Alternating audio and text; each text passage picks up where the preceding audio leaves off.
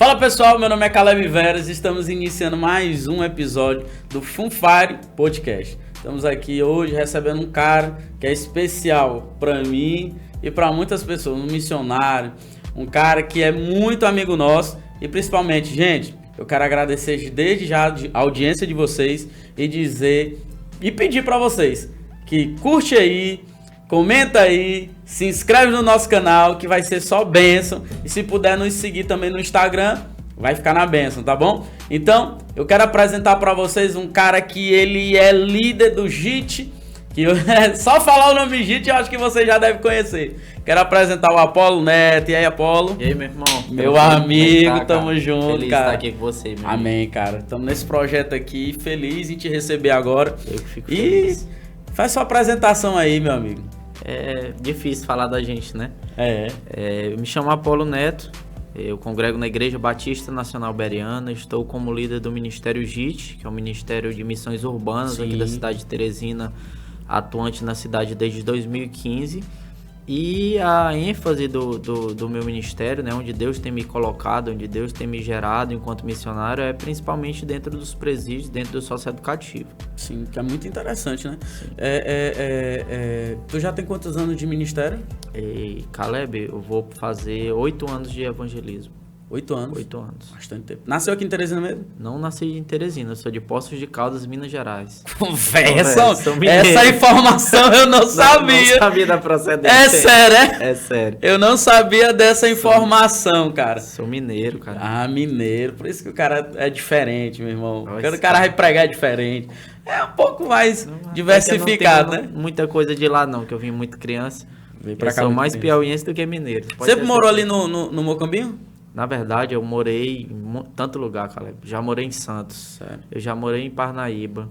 Eu já morei em Minas Gerais, Poços de Caldas e Pouso Alegre. Uhum. Eu já morei na Santa Luz aqui, Estrada de União. E agora no Mocambinho.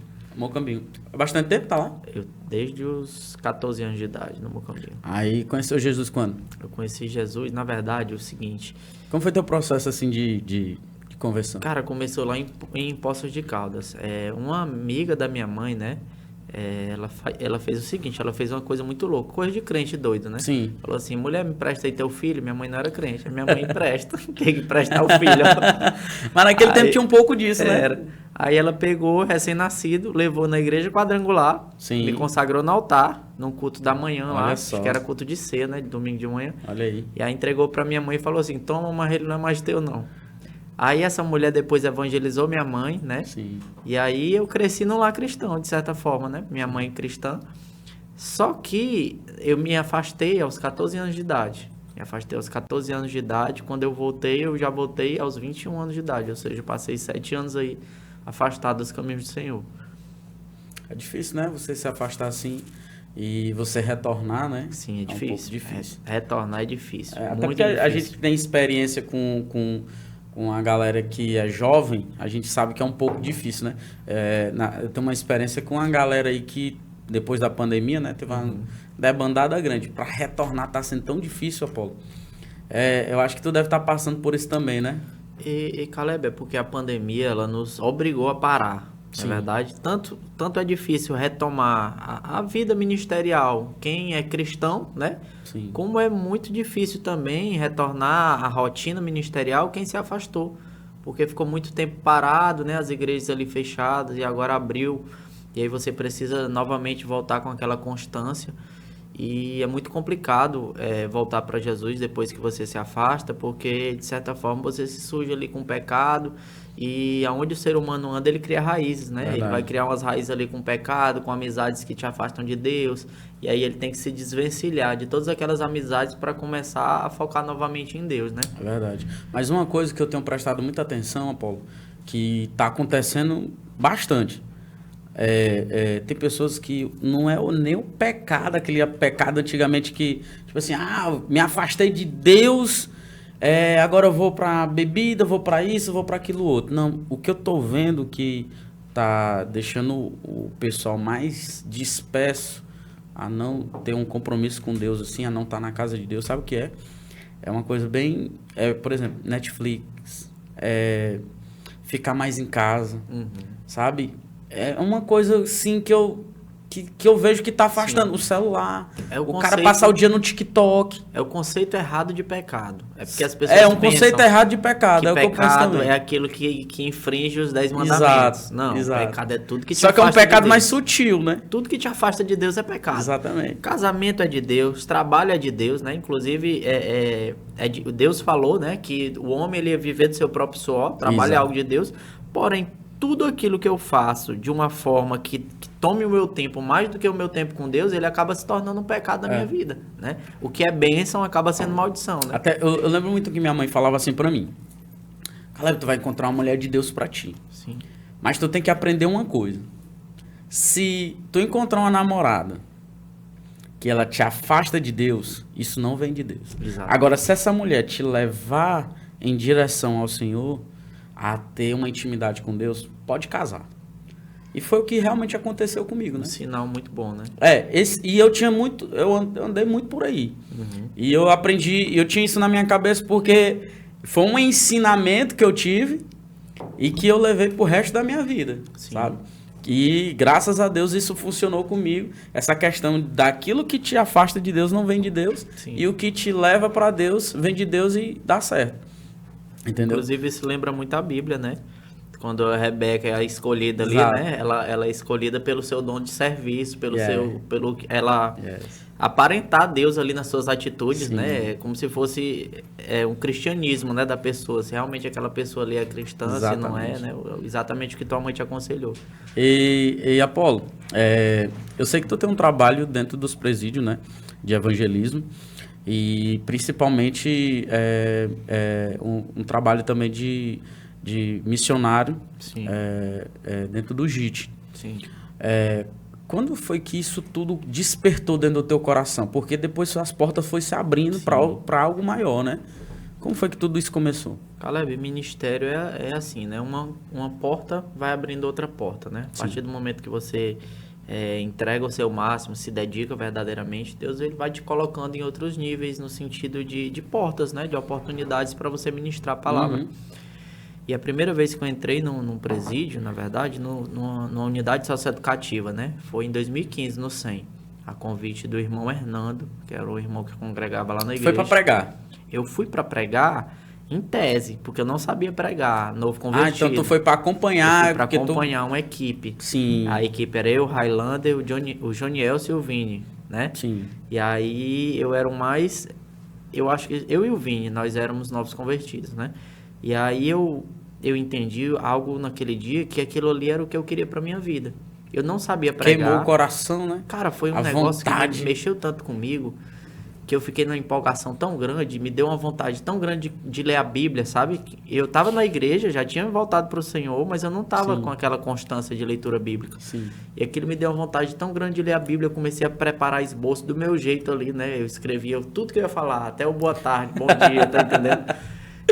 E eu vi que eu tinha uma facilidade muito grande de trazer eles pra mim.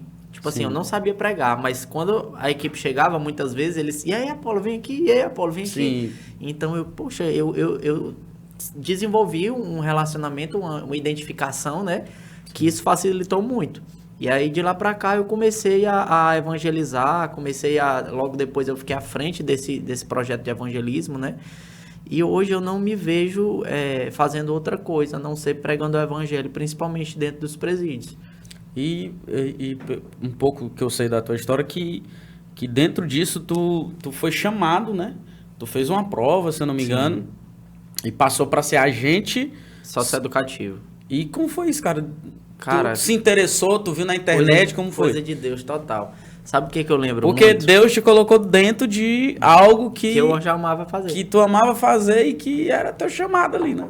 Cara, eu lembro muito, sabe de quê?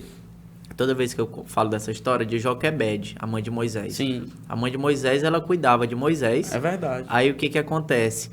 Ela entrega pra Deus, né? Moisés, eu preciso entregar pra Deus, porque estão matando todas as crianças nascidas homem. Aí o que acontece? Bota Moisés ali no cesto de Junque Betume, a princesa filha do faraó encontra. Aí eu preciso contratar uma ama de leite pra cuidar do menino. Quem foi? A irmã de Moisés chama a mãe dele, Joquebede. Ou seja, Joquebede agora ela tava recebendo pra fazer o que ela amava. E é muito disso, cara. Eu eu vi ali algo que eu amava fazer, sabe? E eu comecei a me dedicar por aquilo, né? Eu comecei a me esforçar por aquilo, eu comecei a me entregar por aquilo. E eu tive a oportunidade de fazer um teste seletivo para ser agente socioeducativo em 2018. E aí, para a glória de Deus, passei. Com 6 meses eu fui promovido a coordenador de uma unidade socioeducativa, que é o programa Semi-Liberdade. Fica ali localizado ali na Primavera, né? E eu já estou há mais de 5 anos à frente desse trabalho, né? Uma medida socioeducativa de semi-liberdade que é executada dentro do programa Semi-Liberdade. Existe algumas diferenças, não é isso? Tem aquela que é um pouco mais restrita. Sim. E tem aquela que a pessoa vai, passa o dia, se eu não me engano. Isso. E à noite ela vai para casa, é isso? Cada semi-aberto do maior, por exemplo, que é ali a Major César, né? Sim. Ela funciona da seguinte forma: o preso lá, né? Ele entra na parte da noite para dormir. Do dia, se ele tiver um serviço, ele sai para trabalhar, né? Todos os dias ele tem essa rotina. Aqui no socioeducativo, como é adolescente, né? Que acabou entrando em conflito com a lei, o que acontece? O adolescente ele sai aos fins de semana, porque ele não tem uma carga horária de trabalho pelo fato de ser menor de idade. Ele pode conseguir um estágio, mas é a unidade que vai deixar e vai buscar. De segunda a sexta-feira de manhã, a unidade é a responsável por ele.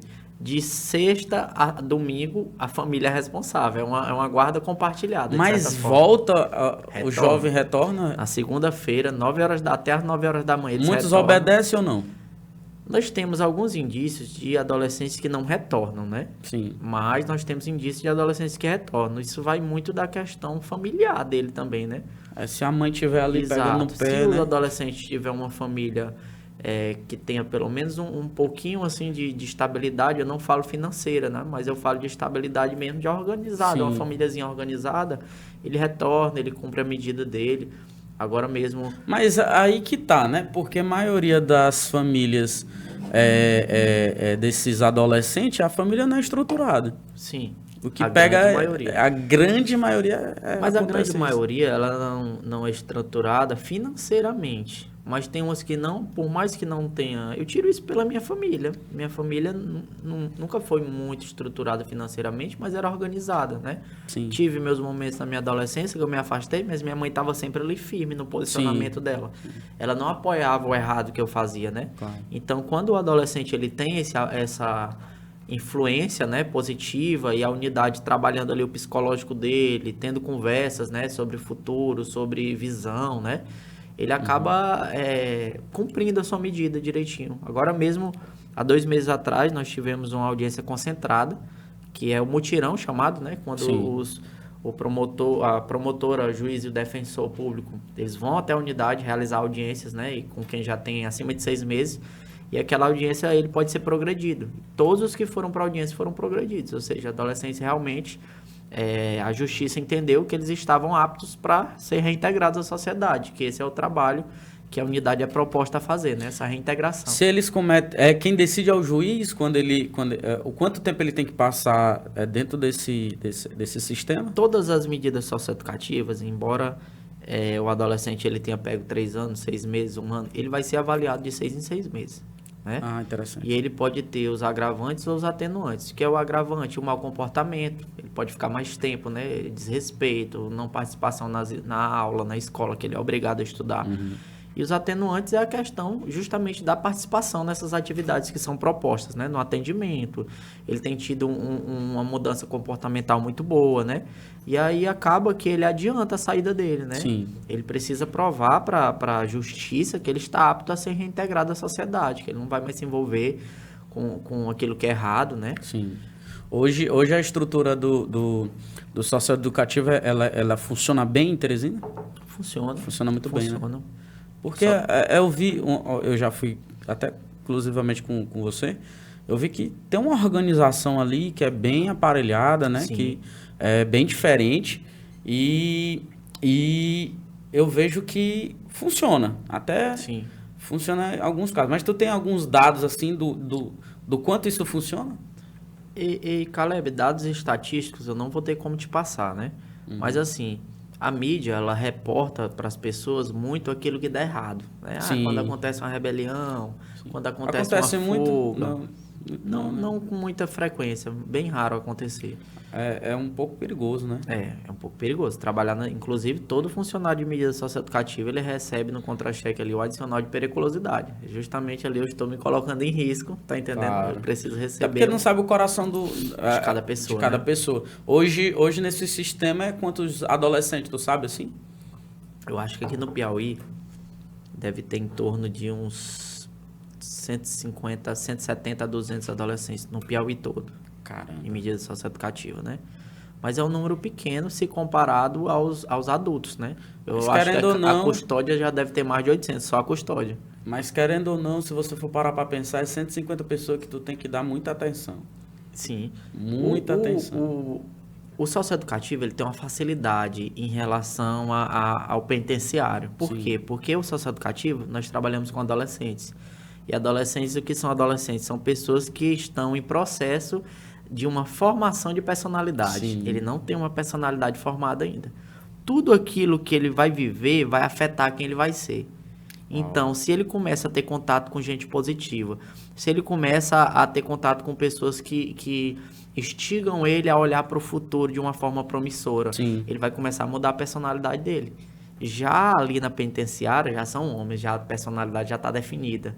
É muito mais difícil É um a pouco mais ressocialização difícil, por conta verdade. disso, entendeu? Agora, tu tem algum testemunho, assim, de alguém que já saiu do socioeducativo ali e mudou sua vida radicalmente, assim? O próprio John, né? O Jonathan morou comigo 1 ano e meio na minha casa.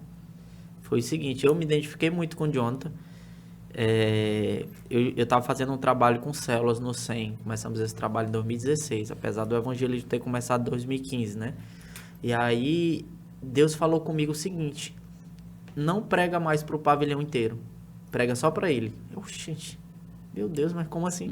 Aí os evangelistas entravam, começavam a pregar ali no alojamento inteiro, né? Sim. E eu chamava o Jonathan e começava a fazer um discipulado com ele. E Deus, ele tomou a vida dele ali de uma forma tão grande que ele levantou outros 6 líderes de célula lá dentro. Caramba. Entendeu? Então, um pavilhão, um alojamento, na verdade, né? Que era considerado um dos mais temerosos, né? Por ter adolescentes ali de maior periculosidade, vamos assim dizer, praticamente todo convertido ao evangelho. Uau. Entendeu? Então, ele morou comigo 1 ano e meio. Hoje ele está casado, hoje ele tem um transporte dele, hoje ele tem a casa própria, hoje ele trabalha como corretor em uma imobiliária. Inclusive, eu estava hoje de manhã com ele. E eu tenho vários exemplos disso. Inclusive, eu vou agora para Parnaíba no mês que vem para ser padrinho de um casamento de um outro adolescente. Uau, que bom, que cara. está estudando missiologia, está estudando teologia, perdão. Ele é locutor de uma rádio, ele é professor de teologia, Caramba. entendeu? E um cara sensacional, que é o João Vitor. Tenho diversos exemplos. É uma coisa que a gente for parar pra pensar, tem salvado muitas vidas e mudado muitas histórias, né? Porque um cara desse poderia se perder no crime. Caleb, um cara desse que se sai da vida no crime é um pai de família lá na frente que não vai morrer de um latrocínio. Uau. É uma família que vai deixar que o seu pai, que saiu para trabalhar, vai retornar para casa. Uau. Porque o futuro ali foi alterado a partir do momento que Uau. aquele cara, ele busca Deus, né? Então aquele que... Até me arrepiei, cara. Aquele que isso. tirava É forte. vida, ele vai começar a dar vida, né? Ele vai começar a gerar vida, ele vai começar a discipular pessoas. Tem na Filadélfia aqui o Emerson Miranda, também é um outro exemplo disso. Líder de jovens lá na Filadélfia, né? Líder de célula, homem de Deus, entendeu? Eu pensei um dia fazer uma conferência do GIST, trazer para pregar nessa conferência só pessoas que foram evangelizadas pelo ministério. Uau. Entendeu? Ninguém de E o fora. JIT tem várias vertentes. Só que eu quero continuar um pouco sobre o socioeducativo, porque tem várias curiosidades. Por exemplo, como é que tu tem... Porque assim, tu falou pra mim que os adolescentes que estão ali, eles se identificam muito contigo. Sim. Eles levam um pouco mais pro lado da amizade. Ô, Apolo, tudo bem, meu amigo? E tal. Aí como é que tu faz pra separar o profissional pro evangelista que tá ali? Na verdade, eu preciso ser razão e eu preciso... Eu sou uma emoção. Evangelista é emoção, Verdade. né? É por isso que eu tô te perguntando. Evangelista é Porque coração. realmente tem aquela vontade de você fazer pelo próximo, né? Isso, mas o evangelista precisa ser razão. Essa semana eu tive um teste de razão e emoção. Qual foi o teste? 2 adolescentes, um de 15 e um de 14. Eles estavam tipo assim... dificultando a ressocialização dos demais. Mau comportamento, indisciplina, ameaça com outro adolescente. E aí o que aconteceu? Esses adolescentes nós precisamos, enquanto unidade, informar um relatório extraordinário, comportamental dele. Sabemos que esses adolescentes eles tinham praticado um ato infracional no fim de semana, desse que foi para casa. A juíza também havia sido informada disso, né? E o que aconteceu? Regressão. Estavam lá na unidade, passaram por uma audiência extraordinária, foram regredidos, saíram com raiva, mas o que acontece? A justiça precisa ser feita. É como a gente confunde às vezes. Tem muita gente que confunde. Às vezes eu estou evangelizando e eu falo assim, ó, você sabia que eu posso falar sobre Jesus para você? Eu já conheço Jesus desde que eu nasci. Mas com a vida toda errada. Deus é amor, mas ele também é justiça. Claro. Deus, ele te ama, mas ele te amando. Se você estiver errado, você vai pro inferno do mesmo jeito. Verdade. Ele te amando, ele não te amando. Verdade. Porque a justiça e outra, de se Deus... você cometeu o pecado, mesmo você pedindo perdão, você vai ter a consequência do seu erro. A colheita. Isso é natural. A colheita não tem como voltar atrás. E os adolescentes ficam meio com raiva, assim, não? Fica. Já aconteceu um caso... Mas tem que saber lidar com isso. Já aconteceu um caso de policiamento, preso entrar na unidade, né? Ele foi conduzido e regredido. Saiu ameaçando, rapaz, eu vou te pegar e tudo mais, tá. Aí depois, quando eu vi ele lá no centro fechador, cara, perdoe, você é um cara muita gente boa, tá de cabeça quente. Eu não relaxo. Acontece, né? Acontece. Porque às vezes a gente tem que entender que, como tu falou, a gente tem o coração de missionário, mas temos o coração também da razão, de dizer assim, cara, olha, eu preciso andar pelo certo, porque é que eu tô no meu trabalho. Sim. E, infelizmente, eu tenho que fazer o que é correto, até para tu aprender. Ser profissional. Eu não posso misturar as coisas. Eu tive uma conversa com um pastor, uma vez, o pastor David, que ele falou assim para mim, Apolo, você precisa saber a hora de subir e descer. O que ele quis dizer com isso? Eu preciso saber a hora de ser um cara espiritual. Uau. E eu preciso saber a hora de ser um profissional. Sim. Porque eu tava querendo viver ministério, mas estava esquecendo, na época, a minha vida pessoal. E ele falou sobre isso e isso ficou marcado na minha mente. Cara, isso é tão verdade que isso aconteceu demais comigo já. Sim. E eu sou uma pessoa que minha esposa conhece. Ela tem ela tem isso comigo. Tipo assim, eu sempre digo pra ela, cara, eu não sei me dividir em dois. Sim. Se eu cair pra cima do fagulho, eu faço ele crescer, isso acontece e tudo. Mas o fagulho não me dá dinheiro pra sustentar filho. Eu preciso do meu profissional. Aí, quando eu caio pro meu profissional eu, né? Sim. Faço, rendo, tudo, cresce, aí o fagulho cai. Então, assim, são coisas que a gente balancear, né? Tem, cara, e eu tenho que aprender muito sobre isso, porque eu sou muito intenso numa coisa. Se eu não sou intenso nessa outra, eu vou pra essa, eu tenho que ser intenso. Sim. Eu tenho muito isso. Isso que tu falou faz muito sentido. Isso é o que muitos líderes estão passando, cara. Eu já sentei com muitos líderes que realmente o ministério do cara tá um sucesso. Uhum. Mas a vida profissional, o casamento, tá uma negação. Também, né? Por quê? Exatamente pelo fato de não saber balancear. É preciso saber balancear, porque todas as áreas da vida do ser humano, né? Todo ser humano, se uma das áreas tiver com problema, vai afetar demais. Não tem como. Uma área afeta a outra. Então, eu preciso ver o seguinte, preciso fazer uma autoanálise, né, constante. Qual está sendo minha deficiência? Minha deficiência está sendo aqui no casamento, pois eu vou voltar aqui, eu vou fazer de tudo para corrigir essa área, né? Não é que eu vou deixar as demais de lado, mas eu vou frisar um pouquinho mais nessa, né? Até ela se estabilizar. Sim. Estabilizou, eu continuo cuidando de todas as outras, né? Da mesma forma, né? Exatamente. No socioeducativo, os adolescentes, tu já chegou a entrar com algum ilícito ou faca, essas coisas? Toda segunda eu tenho vistoria. É mesmo, cara? Toda segunda. E o perigo disso Tem que ter um esquema montado para vistoria. Fica uma gente na esquina, outro em outra. Caramba! Para observar a chegada deles, com quem foi que eles chegaram. Se eles, às vezes o menino desce lá na frente, a gente acha suspeito, vai observar. Porque assim... Cara, é um protocolo danado, né, para tudo isso. Tudo tem que ser feito para manter a integridade física do adolescente. E a de vocês também. A nossa, para não prejudicar a ressocialização deles. Por exemplo, vou te dar um exemplo. Vamos supor que tem um adolescente que está 5 meses sem usar droga. entra maconha dentro do alojamento, ele já teve o vício. Poxa, uma tentação enorme para ele. Demais. Então, a gente impedindo essa droga de entrar, na verdade, a gente não prejudica o processo de ressocialização do outro. E, assim, o adolescente que entra, que a gente pega ali na vistoria, né, ao entrar na unidade, ele precisa parar para refletir, né? Ele vai ser colocado ali na reflexão, para ele pensar nos seus atos, né, para ele refletir no que fez. Eu não concordo em hipótese alguma em agressão, hipótese alguma. Eu trabalho 9 anos no socioeducativo, nunca toquei o dedo em um adolescente, nunca usei um spray em um adolescente, nunca.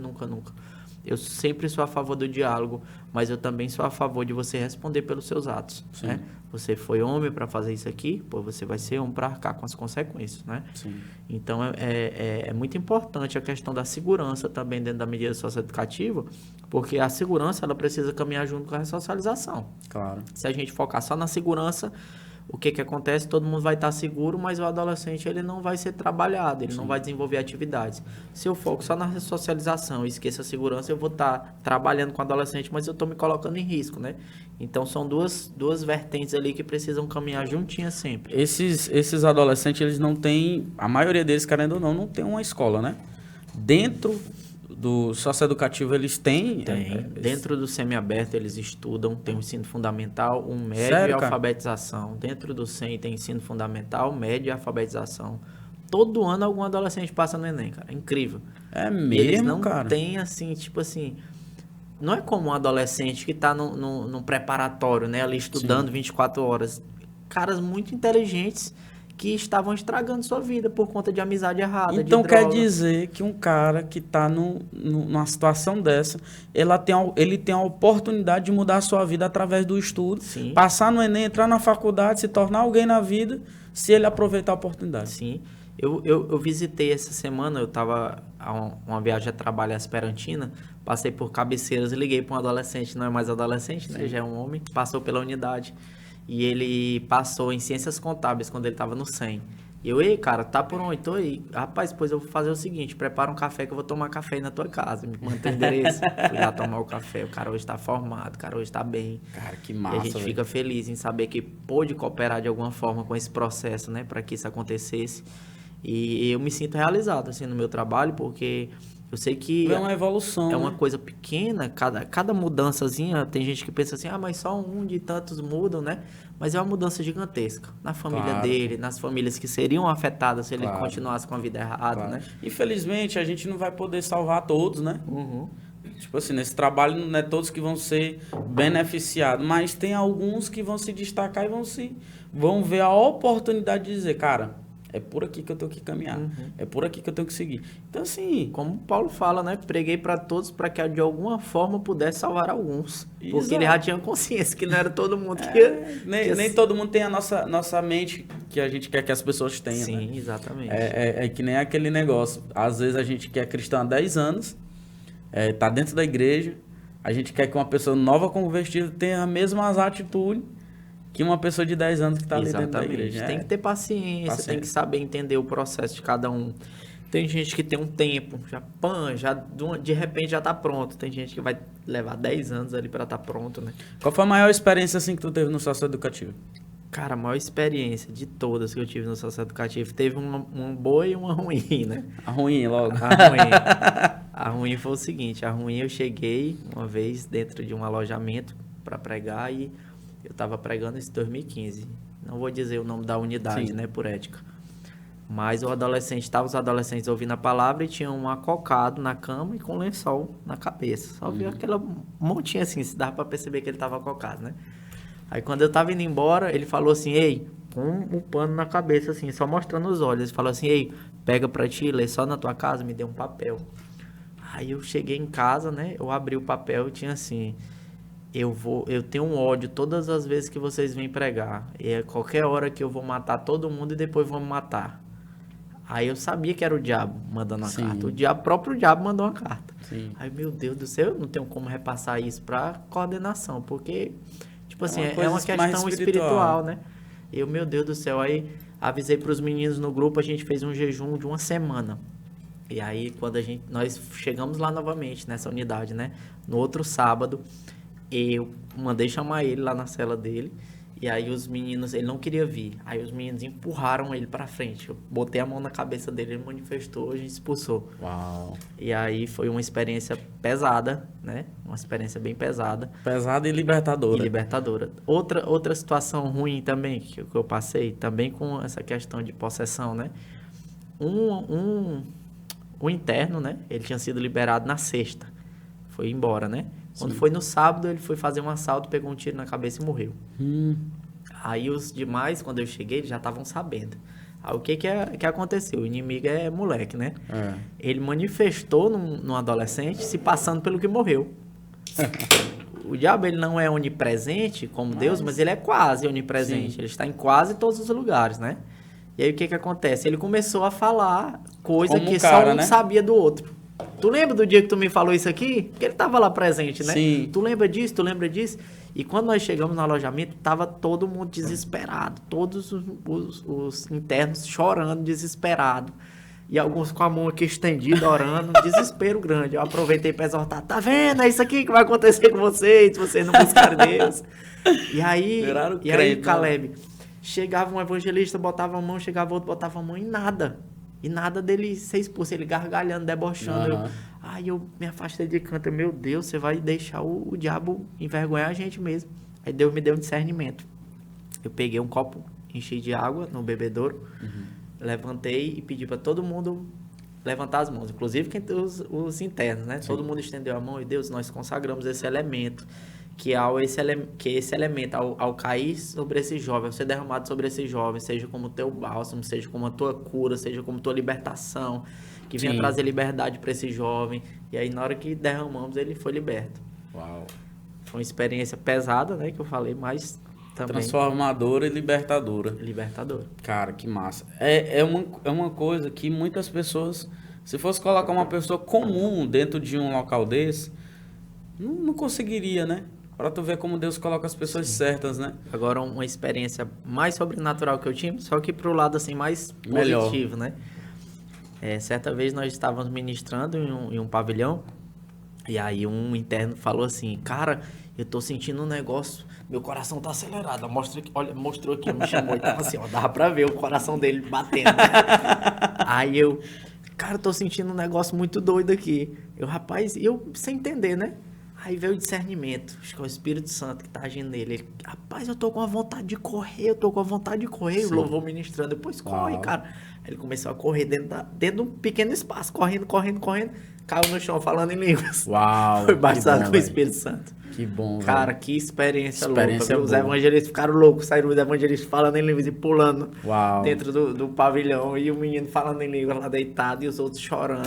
Deus mostrando que tá, né? Assim, ó, parece que o céu desceu. O evangelho dentro do sistema, ele é muito aceito, bem aceito, é? Muito respeitado e muito aceito. Né? Muito respeitado e muito aceito. Quando nós chegamos na porta de um pavilhão, seja de um presídio, seja do socioeducativo, bota a camisa aos irmãos. Eles já falam, vão logo botando a camisa logo, tá entendendo? É respeito, reverência, né? Na realidade, eu vou te falar bem a verdade. Eu só tive uma ou duas experiências em presídio. Mas assim, ter aquele costume de eu nunca tive, né? Eu vejo até que as meninas do JIT, eles têm um trabalho semanalmente. A Gabriela é líder do evangelismo no CEF, que é o Centro Educacional Feminino. Né? Feminino, né? Que é onde as meninas que cometeram ato infracional, elas cumprem ali a sua medida. Depois eu quero conversar com elas sobre isso daí. Certo. Que é algo muito, muito, muito bom de saber também, né? Uma curiosidade muito boa. Agora, vamos entrar numa parte do JIT. Tu é líder do JIT, né? Sim. É um trabalho que você faz já faz quanto tempo? 8 anos? O JIT, ele começou em 2015, né? Então, se eu não me engano, são 8 anos, né? 2015 pra cá, 8 anos. Estamos em 2000. 8 anos. 23, 8 anos. 8 anos. E nessa experiência do JIT, qual a experiência que tu já teve dentro do JIT com lideranças que já te marcou? Dentro do JIT, nós tivemos inúmeras experiências, mas uma das experiências que mais me marcou foi uma situação que foi o seguinte. O pastor Gonzaga me ligou e disse assim, Apolo, tem um cara morando aqui na frente da igreja. Vai lá onde ele, pergunta o que ele quer. E aí eu chamei o Gabriel Craveiro, que é um dos líderes da tenda, né? O Gabriel, vamos lá comigo? Ele, vamos. Não foi um evangelismo agendado, não foi nada. Chegamos lá, o Gabriel ministrou um louvor para ele, né? E aí eu fui pregar, e toda vez que eu pregava, ele refutava. Ele falava assim, isso aí, tudo que tu tá falando, eu sei. Isso aí, tudo que tu tá falando, eu sei. Sim. Eu já fui obreiro, eu era da igreja X, eu era da cidade tal, eu fazia isso na obra e tal. Infelizmente, às vezes, o evangelista bate muito com isso, né? Isso. Aí, sabe o que eu falei pra ele? Eu sou um cara que eu sou meio assim, como é que eu posso te dizer? Desenrolado. Não é nem desenrolado, sou meio curto e grosso às vezes. Sim, Aí eu, verdade. rapaz, pois tu sabe a palavra, pois só tá faltando tu criar vergonha na tua cara. Falei, deixei pra Foi ele. eu e ele. Aí ele, rapaz, sabe o que é mesmo? Aí a gente começou a conversar. Aí, cara, olha a história. O cara é um policial militar do Ele Maranhão. Do Maranhão, que se Caramba. viciou em crack. Vendeu até as janelas de casa, perdeu o casamento, perdeu o ministério. E Meu aí Deus. ele contou a história dele pra mim. E eu, meu Deus do céu, e agora? E aí eu falei pra ele assim, Deus me deu uma palavra pra falar pra ele. Eu falei, Discernimento, né? discernimento veio ali. E eu falei pra ele assim, cara, sabe por que tu nunca saiu dessa droga? Porque você tá lutando contra ela. Ele, gente, isso não tem sentido. A solução de você sair da droga é parar de lutar contra ela. Ele ficou sem entender. Como assim? Cara. Porque o que acontece? À medida de que você dedica o seu tempo, o seu esforço para se aproximar de Deus, ele luta essa luta por você. Essa luta não é sua, essa luta é dele. E as lutas que ele entra, ele vence. Então, a partir do momento que você parar de lutar contra a droga com a sua própria força e deixar Deus lutar por você, você vai se libertar. Convenci esse cara a ser internado. Comecei a ligar para os meus contatos, consegui uma vaga numa comunidade terapêutica, fui deixar ele. Esse cara ficou um mês nessa comunidade, sumiu. Pediu para ir embora, sumiu. Quando passam uns 3 meses, o cara me liga. O cara tinha retornado à polícia, tá na igreja novamente, pregando em várias celas, em várias comunidades terapêuticas, entendeu? E ele tá firme com Deus. Graças a Deus. Então, para mim, foi uma experiência surreal. É um fruto do JIT, fruto né? do Ministério JIT, né? Que foi através de uma experiência que eu achei muito interessante, né? Um homem, cara, um pai de família, né? Sim. Numa situação daquela. E Deus, ele prepara tudo da forma certinha, né? Nós somos meras ferramentas na mão de Deus, né? Sim. Mas nós precisamos estar ali com nossos ouvidos atentos. Hoje o JIT, ele tá com atuação em quais áreas, assim? Hoje, De evangelismo. Hoje, o Porque eu principal... lembro que vocês eram muito fortes dentro dos ônibus, né? Sim. Aí eu acho que devido a essa crise que tá dentro dos ônibus, não Sim. deve ter mais. Nem tem ônibus mais interessante. Se Aí achar um, me avisa. Você estava nas praças, eu lembro até que um dia tu pregando, dizia assim, cara, enquanto tiver praça, Sim. a gente vai estar e tudo. Sim. E, se eu não me engano, é urbano, né? Sim. Mais urbano, assim. O forte do JIT sempre foi socioeducativo, né? Sim. Socioeducativo, ele continua forte dentro do JIT. A priori, esses tempos aqui, nós estamos começando a entrar dentro dos abrigos, né? Sim. Abrigos também para menores. Escola também, né? Que eu vi Abrigos, escolas. Hoje, o JIT, a atuação do JIT está sendo concentrada no socioeducativo, né? Sim. O Semi-Liberdade, o SEM e o CEF. Está sendo concentrada dentro do sistema penitenciário, em parceria. Eu entrei em outro ministério, né, em parceria, que é o Projeto Recomeço, um projeto da Assembleia de Deus, que ele tem uma atuação vasta dentro do sistema penitenciário. O líder é o pastor Anderson, homem de Deus, um cara que eu respeito demais. Tenho ido com ele, tem sido uma experiência sobrenatural. Querendo ou não, eu sou uma peça do JIT, né, que está lá. Sim. E temos a tenda, né, que é Sim. os cultos urbanos, né, os cultos de rua, que acontece lá no Parque Lagoas do Mucambinho, 2 terças ao mês atualmente, e os evangelismos de abordagem que também acontecem lá dentro do Parque Lagoas do Mucambinho. Sim. Que é o Abordamos corpo a corpo, pessoas que estão passando, a gente para sentar, para conversar, para ouvir, né? E Deus, ele tem gerado muitos frutos através desse ministério, não somente gerado frutos de pessoas que são alcançadas, mas capacitado evangelistas. Já saíram alguns Sim. casamentos de pessoas que se conheceram dentro do JIT. Acredito. Tá entendendo? Se eu não me engano, o Vini e a Mariana se conheceram dentro do JIT. O Gabriel e a Érica se aproximaram dentro do JIT. O Kelson e a Fernanda. Sim. Então o JIT, ele tem mudado histórias, não somente das pessoas que estão sendo alcançadas, né? Mas a minha história, o JIT mudou, né? Eu sou muito grato a Deus por poder fazer parte desse Porque tem ministério. um cara muito dedicado a esse trabalho, né? Às vezes eu vejo tua dedicação que ela é sobrenatural, cara. É que só Deus mesmo. Como é que tu faz para lidar assim com... Porque querendo ou não, tem que lidar com muitos missionários, né? E a maioria deles é jovens. Tu tem que ser uma referência ali para aquela galera. Como é que tu faz para liderar tudo isso e coordenar? E Caleb, Deus me deu uma frase certa vez que era o seguinte: seja mais amigo do que líder. Porque agindo dessa forma, você será o melhor líder que uma pessoa poderá ter. Então eu levo isso para o meu ministério. Eu sou amigo, eu estou próximo, eu me abro, eu escuto, tá entendendo? Então acontece de forma natural. Não é como uma empresa, não fica sendo nada forçado, não é nada obrigatório. A gente faz porque gosta, um respeita o outro. Dentro do JIT você vai observar que nunca é o mesmo pregador na tenda. Nunca tem uma foto de um pregador num banner do JIT da tenda. Por quê? Porque são os evangelistas do JIT que vão estar pregando. Nós vamos ver ali a dedicação, né? A diretoria do JIT vai analisar: esse aqui está bem dedicado, vamos dar uma oportunidade para ele, né? Então acontece dessa forma. A partir do momento que você se dedica, né?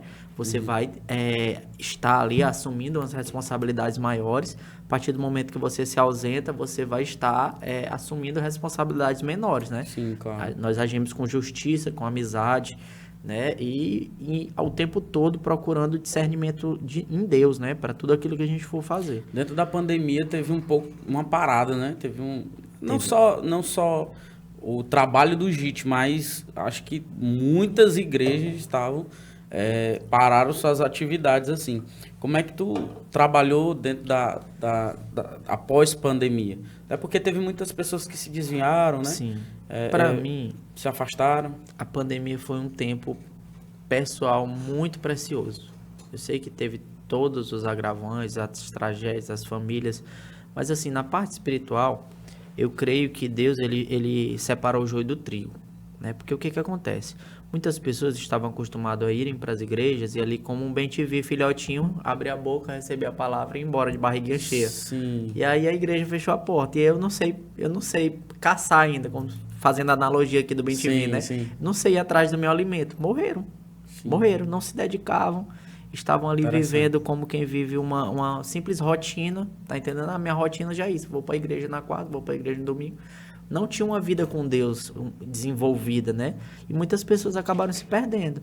Mas as pessoas que tinham raízes, imagina, pessoa que tem raiz com Deus, uma pessoa que tem sede por Deus, ela em casa, ela não está saindo para o trabalho, ela não está saindo para nada, ela vai se aprofundar. Foi o período que eu li mais livros na minha vida, que eu mais me aprofundei na palavra, que eu mais criei maturidade espiritual, porque foi um tempo que eu aproveitei muito para me aprofundar em Deus, né? Então essa parada foi muito necessária para eu poder viver o que eu tenho vivido.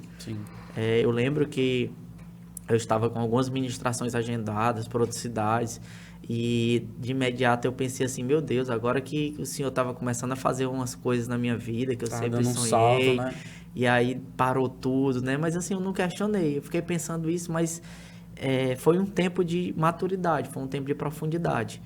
E retornando aqui à pergunta que você fez, né? Algumas pessoas, infelizmente, acabaram se afastando do ministério, né? E o que aconteceu? Nós precisamos reestruturar, assim como a célula. Eu hoje congrego na igreja de visão celular, né? E o que aconteceu? As células foram desfeitas para fazer uma célula só online. Tinha 5 células, 4 células, né? Desfizeram essas células para fazer uma célula só online. E assim também o JIT. O JIT ele não parou. Nós ficamos fazendo lives, né, acerca de evangelismo, acerca de evangelismo na era digital, acerca de como abordar pessoas pela internet, como influenciar pessoas através das mídias sociais, né? Tu acredita que a internet é um poder de influência na questão de evangelismo? Então, a pandemia, é isso que eu acredito também, que a pandemia ela veio para atualizar o sistema até da igreja de evangelismo, para entrar um pouco mais também na internet ali. As missões do futuro serão 2 tipos de missões. Elas se definirão nesses 2 tipos, né? Pelo menos é o que eu penso, né? Que serão as missões urbanas. Por quê? Porque toda a área rural está se tornando urbana. A área rural, vamos supor ali, uma casinha de taipa. Chegou a internet, a casa é rural. A rua é uma pissarra que passa na frente, mas a mentalidade agora é urbana, porque a internet chegou. Verdade. Entendeu? As missões urbanas e as missões digitais, que é através das mídias sociais, né? Que são os podcasts. Isso aqui é uma missão, tá falando sobre evangelismo, tá falando sobre cristianismo, né? A pessoa que ela vai assistir, ela vai ser influenciada. Então, as missões urbanas e as missões digitais, todo missionário ele vai precisar se atualizar a isso. O missionário que ele gosta somente de missões rurais, ele vai precisar se atualizar, porque a internet ela vai chegar em todos os lugares e a mentalidade não vai ser mais rural das pessoas. Verdade. Entendeu? A mentalidade muda demais. Antigamente, eu lembro que lá na minha igreja mesmo, eu tava conversando isso com a Maria um dia desse, dizendo assim, cara, um tempo desse, você ir pegar o jovem para ir pro shopping, você não ir pro culto e ir pro shopping, vamos dar um exemplo assim com os irmãos. Sim. O pastor chegar e dizer assim, rapaz, o que é que tu quer no shopping? Vocês estão desviados, né? Tá desviado, não sei o quê. Então, assim, tem atualizações que vai tendo, por exemplo, hoje a internet, na questão de evangelismo. Hoje você vê muitas pessoas que entram na internet de qualidade, trazendo conteúdo que está modificando e transformando muitas vidas. Claro que existe aquelas pessoas imaturas que pensam que sabe de muita coisa e quer ensinar, né? Mas tem muitas pessoas boas, cara. Sim, com certeza. E eu acredito que aquelas pessoas que são muito boas no físico, tem que ir pro digital. Exatamente. Porque aquelas pessoas têm muita... o que oferecer. Eu refleti muito acerca disso. Eu parava para pensar assim, quantas pessoas o JIT alcança em um ano? No contato, corpo a corpo, né? Você alcança 50? Vamos supor, 100, 200, 300 pessoas. Um Reels que eu posto chega a 2.000 visualizações. E aí, quantas pessoas podem ser alcançadas? Nem que seja com Jesus Te Ama. Na verdade, então, nós não podemos nos dar o luxo de ficar fora do que Deus quer fazer. Deus quer fazer algo através da internet. Deus usa tudo ao seu favor, né? Tudo que existe, que o homem cria, a inteligência do homem é dada por Deus, né? Então Deus ele usa tudo ao seu favor. Eu estava até pregando um dia desse sobre esse preconceito que existe. Por exemplo, antigamente a gente tinha até o preconceito. Quando chegou o Pix, estava até falando com o Zacarias sobre isso. Sim. Quando chegou o Pix, meu amigo, a primeira igreja que colocou aqui em Teresina, rapaz, eu via gente dizendo assim, tá vendo, vai lá. Vai lá, passa teu Pix. Passa teu Pix lá, do demônio. Hoje em dia a atualização tá tão grande que toda igreja tem um Pix, toda igreja passa cartão, maquineta, que antigamente dizia que era o demônio. É interessante, né? Que é só por conta dessa questão digital, porque as igrejas sempre tiveram dízimo, sempre tiveram oferta, ninguém reclama. Aí porque no Pix eu vou reclamar, tá entendendo? Teve essas atualizações que a igreja realmente tem que entrar. Sim. Claro que aquilo que faz bem, a igreja tem que sugar para ela. Com certeza. E aproveitar. Até um dia desse eu tava vendo umas lives de um cara aí, que ele se intitula Pastor, né? Não sei se tu já viu, a realidade virtual. Creio que não. Que é uma realidade virtual dentro do GTA. Uhum. E tem um cara que todo domingo, se tu for abrir o TikTok, ele tá ali numa live ao vivo, pregando pros caras que... Ele montou uma igreja dentro do GTA Online. Pra ele pregar, pros caras, e lá ele dá oportunidade pros caras que chegam. Cara, é interessante a igreja lotada. Cara, a igreja online, entende? Tem muita gente que critica tudo que é feito. Por exemplo, eu vi aquela questão, se eu não me engano, foi a Lagoinha que fez uma igreja dentro do mundo virtual, como é que chama? Tem um nomezinho. Do metaverso. Dentro do metaverso, né? Meu Deus, não sei o que, é o diabo, não sei o que. Gente, eu penso o seguinte... Aonde tem pessoas que precisam ser alcançadas, a igreja precisa estar lá. Sim. A igreja precisa estar lá. Sim. Sou totalmente contra um cristão ele deixar de congregar, né? Para congregação online. Sou totalmente contra. Também nem eu pegar, olhar as fotos ali de um hambúrguer e achar que aquilo ali me alimentou. Eu tenho que estar presente. Eu acho que eu tenho que estar perto, cara. né? Isso não existe. Mas o que acontece? Se a intenção dessa pessoa que criou essa igreja no metaverso, alcançar quem tá lá, tem moleque que tá dentro de casa, no computador, que não sai pra nada, entendeu? E eu não vou ter acesso ao quarto dele, eu não vou ter acesso aonde ele está, então a internet vai ser esse ponto de acesso. Eu preciso utilizar. A Bíblia diz o que... Nem que seja por curiosidade. A Bíblia diz em Mateus 24:14 o seguinte: e esse evangelho será pregado a todos os povos, como testemunho a todas as nações, e então virá o fim. Sim. Ou seja, Jesus só volta quando o evangelho for anunciado para todo mundo. Pode ter um jovem que tem acesso à internet, que é um nativo digital, né? Que já nasceu ali com a internet, né? Sabendo acessar a internet, que já nasceu com a vivência de internet, mas que nunca ouviu falar profundamente de Jesus. Verdade. Então, é um povo não alcançado dentro da nossa realidade. Então, o meu posicionamento enquanto evangelista é o seguinte: o evangelho precisa ser pregado em todos os lugares. Eu creio que o evangelho tem que ser tipo a água, saindo procurando os caminhos. Todos os lugares, todos os lugares. Onde ele puder se infiltrar, onde ele puder entrar, onde ele puder estar. O Zacarias, por exemplo, prega lá dentro do exército, né? Sim. A oportunidade que ele tem. Eu já prego dentro dos presídios. Você já tem uma ênfase maior nas escolas. Sim. Isso precisa existir, cara. Verdade. Cada peça dentro do reino de Deus é como uma peça de um quebra-cabeça. Tem gente que só você vai conseguir ganhar para Jesus. Tem gente que só eu vou conseguir ganhar para Jesus. Porque é como se fosse uma ferramenta. Deus, para bater nesse martelo aqui, desse prego aqui, eu preciso dessa ferramenta. Para coxar esse parafuso, eu preciso dessa outra, né? Verdade. E aí tudo vai se encaixando. Vai se encaixando. Até porque quando a gente fala assim que a igreja ela é um corpo de Cristo, a gente tem muito que entender isso. Porque às vezes tem gente que só quer ser o bambamã. Sim. Mas precisa do dedinho. Sim. Entendeu? Para ele ser o bambambam. Exato. Entendeu? Então, assim, o corpo de Cristo ele é feito de pessoas que vão estar sempre um ajudando o outro. Até porque é a união, cara, que faz a igreja ser forte.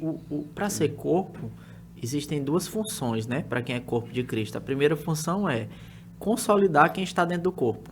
Eu preciso ajudar meus irmãos em Cristo a seguir a sua caminhada. Um ajuda o outro, né? É como ali umas raízes que a gente comentou no início, né? Se o meu irmão está enfraquecendo na fé, eu vou lá e vou levantar ele. Sim. E a outra função é trazer para dentro do corpo quem está fora do corpo. Sim. Ou seja, resgatar os perdidos. Eu preciso tanto resgatar os perdidos, como eu preciso ajudar a consolidar os meus irmãos em Cristo, assim como eles também vão ajudar a me consolidar. Até Paulo fala, né? A gente tem que primeiro beneficiar os que são irmão. Exatamente. Que são do irmão de fé. Primeiro da casa. E depois, é o que a gente tinha muito na pandemia, por exemplo. Na pandemia, muitas pessoas passando muita dificuldade. Uhum. Então, assim, a gente tinha um mantra, tipo assim, um mantra dentro da igreja. Diz assim, cara, primeiro a gente ajuda os da igreja e depois de fora. Por quê? Porque os que estão ali desde que começou com a gente... São família. É família, pô. Exatamente. E tinha gente que tava, sem brincadeira nenhuma, passando muita fome. Exato. E a gente tinha que resgatar aquilo dali, trabalhar e tudo. E depois pensar naqueles que vinham de fora pra gente interessante ajudar, que o Além né? das Palavras, ele começou nesse cenário. Você Sim, lembra, eu né? lembro. Nós nos unimos, né, para arrecadar cestas. Sim. E aí, se eu não me engano, foram 300 cestas, Sim, né, arrecadadas. E o Além das Palavras era justamente isso. Eram pessoas que pregavam a palavra, que por conta da pandemia precisaram parar de pregar, Sim. né? Que não tinha para quem pregasse, né? De forma presencial. E nós fizemos algo além das palavras, que era a questão da cesta, né? Ação social. E além das palavras, tá pegando um rumo muito bom. Eu tô gostando da pegada, do jeito que a gente tá lidando ali com o novo cenário, a nova realidade, né? Sim. Eu vejo que até as pessoas de fora estão vendo os líderes e as pessoas que estão ali com um outro olhar. Caleb, né? muitas pessoas de outros estados me perguntam assim, como é que vocês têm conseguido unir evangelistas? Sim. Porque o evangelista, no geral, ele faz uma burrice muito grande, que é brigar por território. E se isolar mas eu já muito. tenho um culto aqui nessa praça, o que é que tu tá fazendo aqui? Tá Exatamente. entendendo? Então, o meu objetivo enquanto evangelista, até comentei isso contigo, é eu chegar num lugar para pregar, não precisa mais não, todo mundo já tá evangelizado. Pronto, eu voltar para minha casa, né?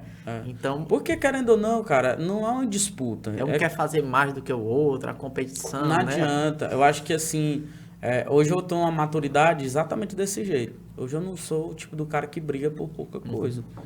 Eu sou o tipo do cara que, cara, se o cara tá fazendo, amém. Entendeu? Amém. Que bom que ele tá fazendo Que alguma bom. coisa, né? Até tomara que ele faça melhor do que eu fiz. Sim, com certeza. Até porque a gente tem que parar de parar, entendeu? As outras pessoas que estão querendo fazer. Exatamente. Ela tem que ter as experiências. Exatamente. Entendeu? Experiência que forja a gente a ser alguém melhor. Exatamente, Alguém é verdade. mais forte dentro da presença de Deus, né? Apolo, deixa eu te perguntar uma coisa. Tu tem muitas experiências em trabalhos missionários, né? Fora de Teresina. Eu vejo que tu foi lá pra Manaus, se eu não me engano. Fui pro Pará, na verdade. Pro Pará, não As foi? Ilhas do Marajó. Cara, como foi aquilo ali? Foi massa, né? Cara, Eu vi tuas histórias ali. Cara, foi uma das experiências, assim, de culturais, né? Exatamente. Experiência cultural. Tem a missão transcultural. Foi uma missão transcultural das mais impactantes que eu já tive a Vi que oportunidade foi de ter. muito relevante assim, até eu mesmo ficava curioso vendo teus stories ali.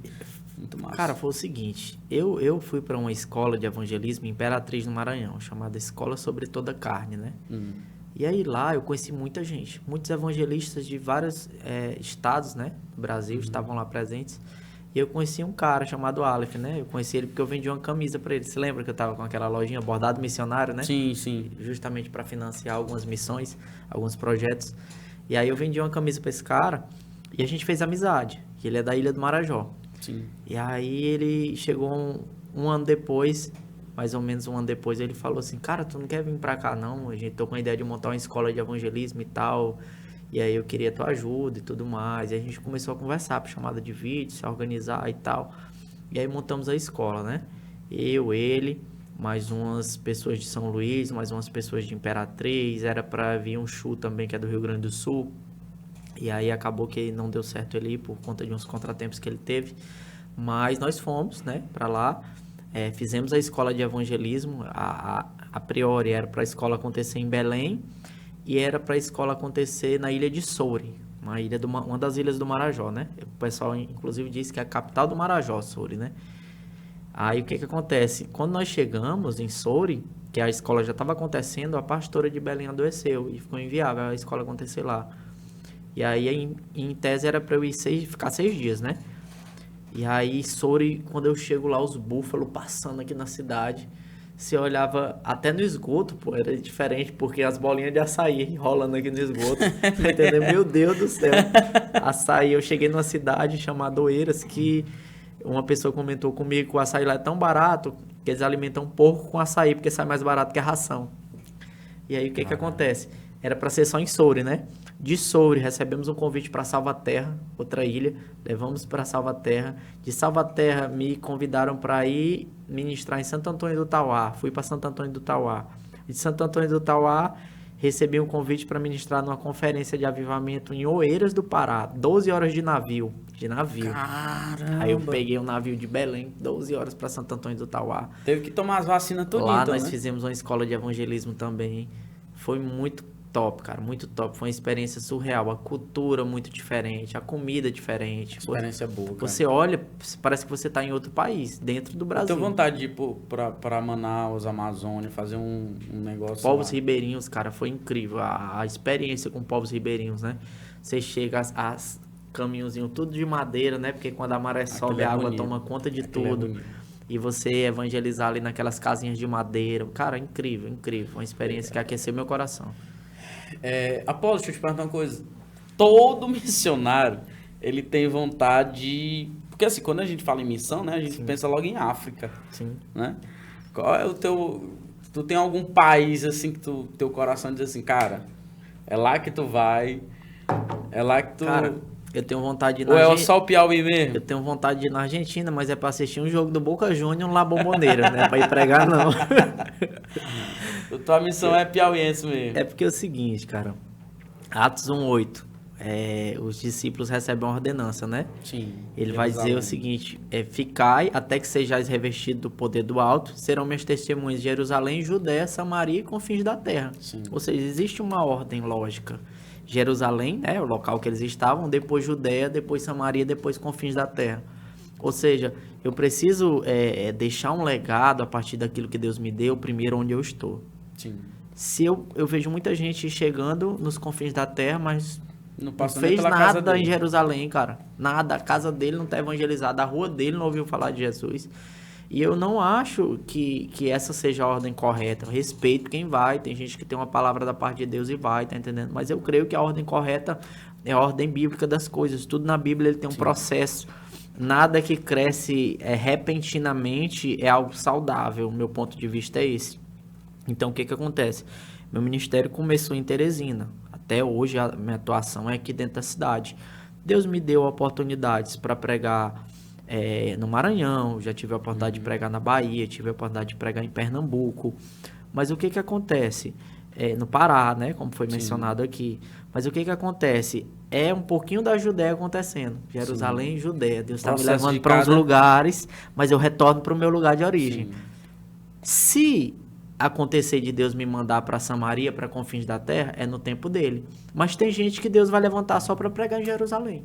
Tem gente que só vai até a Judéia. Tem gente que vai até os confins da terra. E não há nada de errado nisso. Tá fazendo o seu melhor. Sabe por quê, Caleb? Porque o reino de Deus, ele não é como uma empresa que você chega no topo. Tem gente que vai ser evangelista a vida inteira. Tem gente que vai ser missionário a vida inteira. Não tem ser evangelista, depois pastor, depois apóstolo. Não existe isso. O reino de Deus não é uma empresa. O reino de Deus, ele funciona da forma que Deus quer te utilizar, da forma que Deus te acha útil. Um exemplo claro na Bíblia é Ezequiel 37. A mão do Senhor estava sobre mim e por seu espírito me levou a um vale cheio de ossos. O ministério do cara começa dentro de um cemitério. Sim. Porque Deus levou ele. E levou ele e usou ele para profetizar, e os ossos se juntaram osso com osso e se formou um exército enorme. Entendeu? Será se fosse perguntar para Ezequiel, onde é que começa o teu ministério? Ah, com certeza num púlpito, com certeza, né? Então, Deus escolhendo é a melhor coisa. Verdade. Eu te pergunto isso porque a gente, querendo ou não, lidar com uma galera aí que pensa logo nos confins da terra, né? Exatamente. É por isso que eu tô te perguntando, porque às vezes a gente tem que... Esse processo que tu falou é bem verdade. Eu tinha até falado isso com o Zacarias também, a gente tava conversando, que ultimamente tem muitos missionários que não falou do amor de Deus nem ali na sua escola. Exatamente. E já querem ir lá... Eu acho que você tem que ter um respaldo.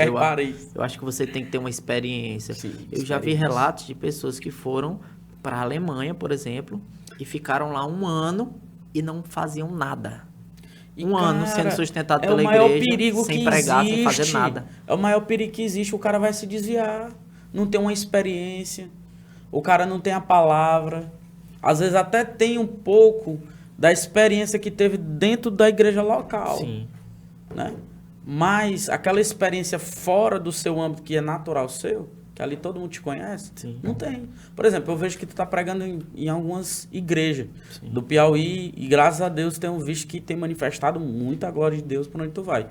Então são as experiências que estão te trazendo muita assim, cacife para ir para outros lugares, sabe?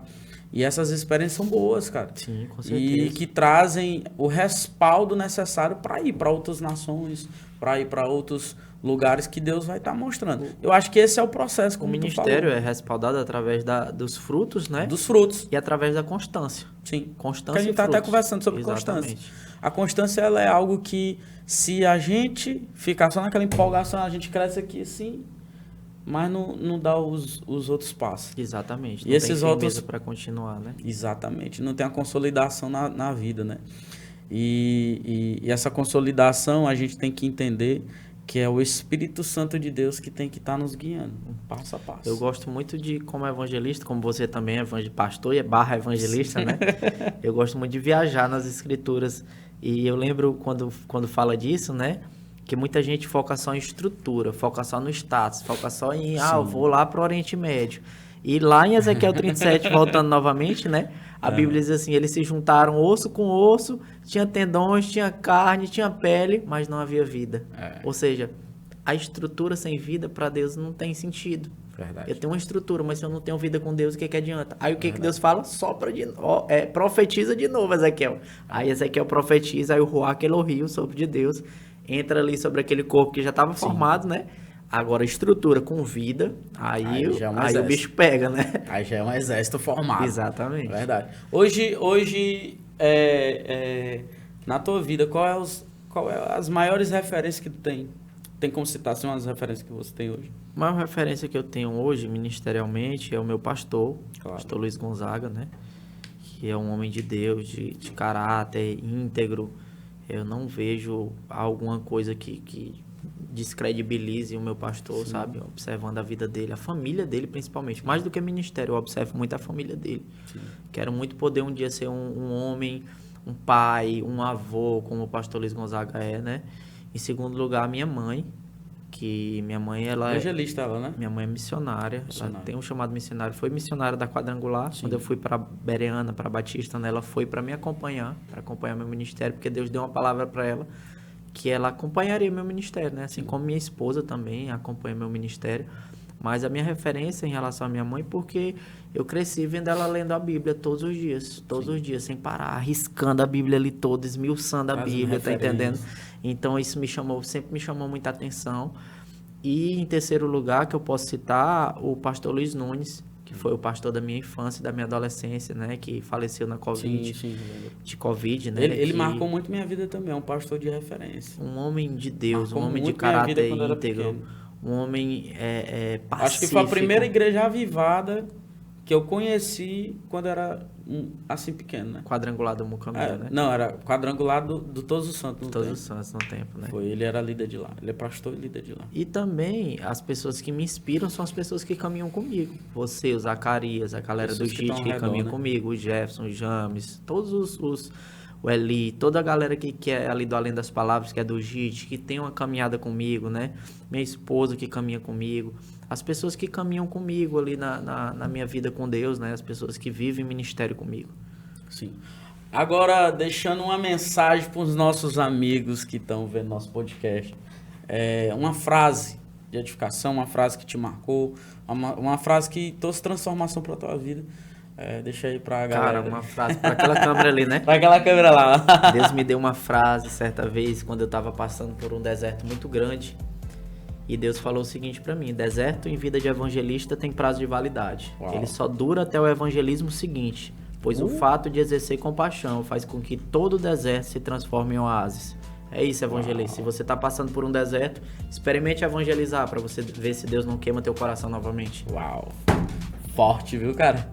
Me arrupiei aqui. Meu irmão, foi um prazer te ver aqui novamente. Eu que agradeço. Essa caminhada é muito muito boa. Uma caminhada que eu tenho um prazer de caminhar com você. Foi uma conversa natural, como a gente sempre tem, né? Pois é, uma conversa que a gente tá normal. No podcast. É verdade. E eu quero te receber muito mais vezes aqui, viu? Tô à disposição, a gente conversar, mano. a gente trocar essas ideias, principalmente falar essas abordagens de temas. Temas que venham trazer transformação para a vida de quem tá do outro lado vendo, tá bom? Então, que Deus te abençoe, cara. Abençoe. Até a próxima, em nome de Jesus. Valeu, galera. Deus abençoe. Ficamos por aqui com mais um podcast. Que Deus te abençoe. E se você puder, meu querido, se inscreve aí, curte aí, compartilha e estamos finalizando. Que Deus te abençoe. Deus abençoe. Até uma próxima. Tamo junto. Até a próxima.